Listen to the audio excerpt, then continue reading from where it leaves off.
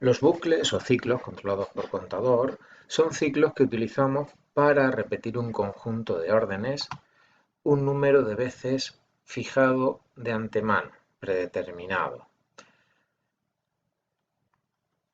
Un ciclo controlado por contador necesita una variable contadora, a la que vamos a llamar con más propiedad variable de control, un valor inicial, una condición y un valor de salto. En contra de los ciclos controlados por condición, en los que únicamente necesitábamos una condición que se evaluaba para determinar si continuaba la ejecución del ciclo o no. Vamos a hablar acerca de los elementos que conforman los ciclos controlados por contador. La condición suele ser una comparación entre el valor de la variable de control y un valor final o un valor límite. Así pues, vemos que la condición y la variable de control están relacionadas y con el valor final, por lo que podemos intuir que la variable de control en algún momento alcanzará ese valor final. Al empezar, o sea, cuando empieza la iteración del ciclo, la variable de control toma o se le asigna el valor inicial. Iterar o no iterar está determinado por el resultado de la condición. Al ser una condición lógica, el resultado será verdad o falso. Por lo tanto, el resultado de esa condición determinará si se realiza una nueva iteración o no. Antes de cada iteración, por lo tanto, se evalúa la condición. Si es cierta, se realiza la iteración y si no, termina la ejecución del ciclo. Recuerde que la condición relaciona la variable de control con el valor final o el límite. Al terminar cada iteración, esto es importante, se modifica el valor de la variable de control de acuerdo al otro elemento que conforma los ciclos controlados por contador, que es el valor del salto. Todo esto,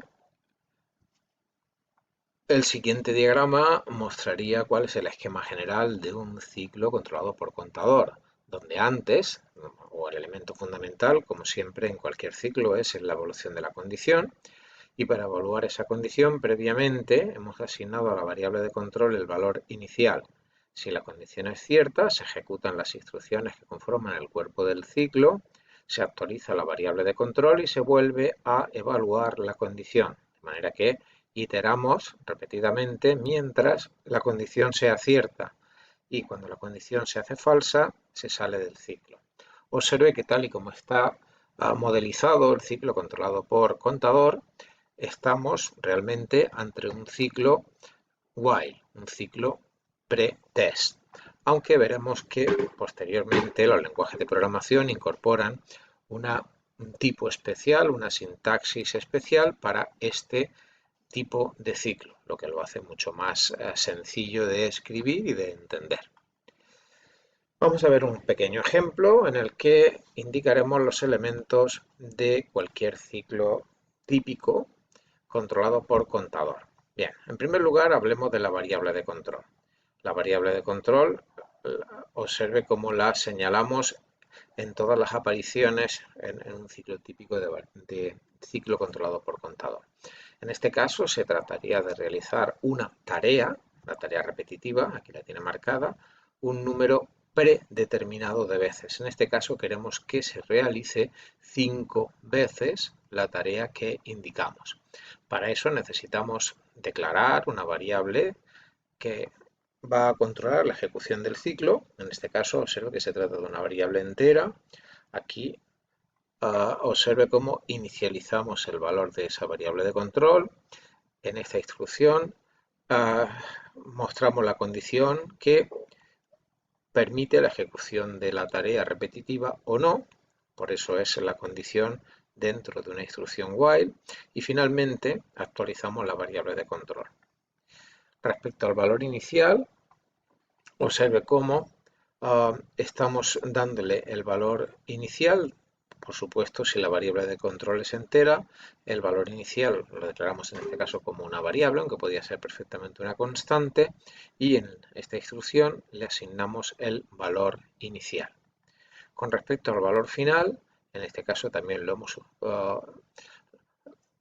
asignado a una variable a la que le damos el valor 5 y observe cómo ese valor final se usa en la condición que controla la ejecución del ciclo. Con respecto al valor del salto, de nuevo, le asignamos un valor entero, en este caso una variable, y el salto tiene valor 1, el típico valor del salto. Al final, la variable de control se actualiza de acuerdo con ese valor del salto. Con respecto a la condición, recordar que la condición suele ser una comparación entre el valor de la variable de control y el valor final o límite. Aquí la tenemos de forma explícita, de forma que estamos diciendo que mientras el valor de control sea menor o igual que final, se realiza la tarea.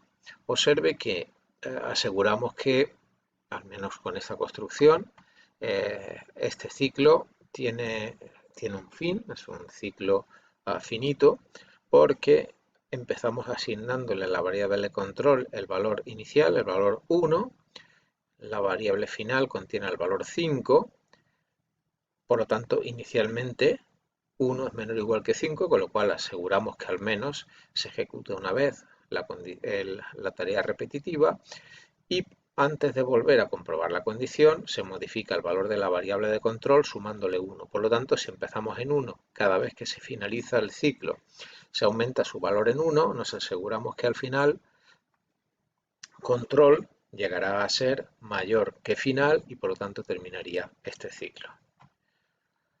Repetimos, al empezar la variable de control toma el valor del valor inicial, repetimos o evaluamos la condición, mientras la condición sea cierta se realiza la tarea y finalmente se modifica el valor de la variable de control y en el momento en que se haga falsa continúa su ejecución.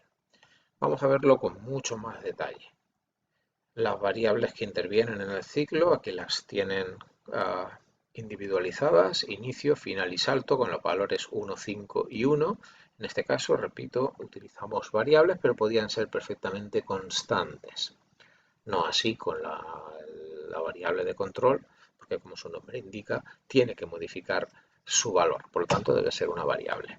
Control inicialmente vale basura, valor indeterminado. Se inicializa el valor de inicio, control vale 1, se evalúa la condición, como efectivamente control 1 es menor o igual que 5, y la condición es cierta, se realiza la tarea. A continuación indicamos el valor de la variable de control cuando se realiza la tarea. Primera vez o ejecución número 1 de la tarea repetitiva. Se actualiza la variable de control a partir del salto. Si valía 1 pasa a valer 2. Y vuelta de nuevo a evaluar la condición. En este caso comparamos 2 con 5, 2 es menor o igual que 5, la condición es cierta, por lo tanto vuelta a ejecutarse tarea, segunda vez que se realiza la tarea, tarea con variable de control igual. Ahora se incrementaría el valor de la variable de control y pasaría a valer 3. Y vamos a saltar todos los pasos hasta que la variable de control tome el valor 5. En este caso, observe que si la variable de control vale 5, hemos realizado ya 4 veces tarea. Una vez que se ha incrementado de 4 a 5, comprobamos de nuevo la validez de la condición. 5 es menor o igual que 5, por lo tanto se realizaría de nuevo tarea. La quinta vez que se realiza, aumentaríamos el valor de la variable control, que pasaría a valer 6. Comprobaríamos de nuevo la condición, pero ahora 6 ya no es menor o igual que 5, por lo tanto finalizaría la ejecución del ciclo y el programa continuaría por la siguiente instrucción. A fin de cuentas hemos conseguido lo que estábamos buscando y es que se ejecutara tarea 5 veces.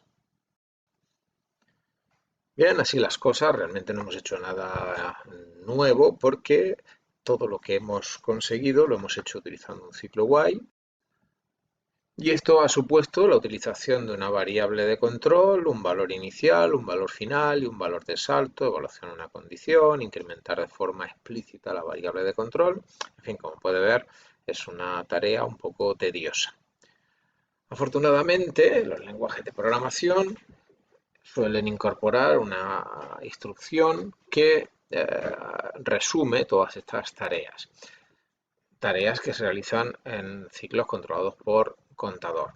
En el caso del lenguaje C++ y en general todos los lenguajes de programación modernos, esa sentencia, esa orden se llama la orden for.